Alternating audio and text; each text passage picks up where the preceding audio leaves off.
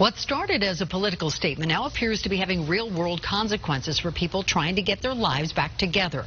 Denver City Councilwoman Candi was taking a shot at the company running the ice facility in Aurora because of its history of violations when she and other council members voted to end that same company's contracts in Denver. Now, in Denver, GEO operates halfway houses, alternatives to prison that give inmates a place to live as they find their way into the world.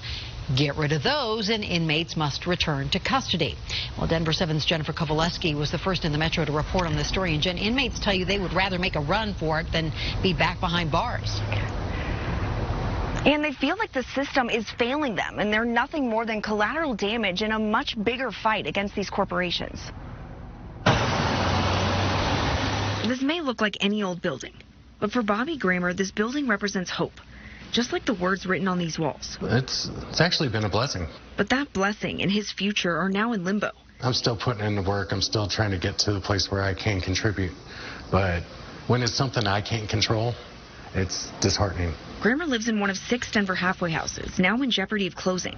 This after council abruptly ended contracts with 2 of the companies running them. I think they made a hasty decision, maybe thinking that it was right. A fight much bigger than Grammer and the more than 500 people living in these facilities. You're blindsided. Reverend Leon Kelly volunteers in a halfway house every week. He calls the new council's decision short-sighted. The old city council, if we had what we had before, we wouldn't be having this conversation. This isn't about halfway houses. This is about the companies running them. GEO Group and Core Civic, the same corporations who also operate immigrant detention facilities, including the one in Aurora. People need to be held accountable for that, yes. But then, why does the common folk have to become the collateral damage? Meanwhile, city leaders are scrambling to come up with a solution, one that hopefully keeps people like Grammer from going back to prison. Everybody's asking, what is the backup plan? And then, what is the timeline? Are we talking about this week, the next month, 3 months, 6 months? What? We don't know. Even the city can't answer those questions right now.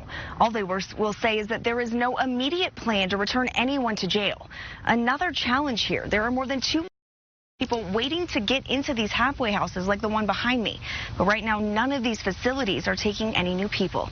We will stay on top of this. For now, we're live in Denver. I'm Jennifer Kovaleski for Denver 7. Yes, definitely much more to come on this.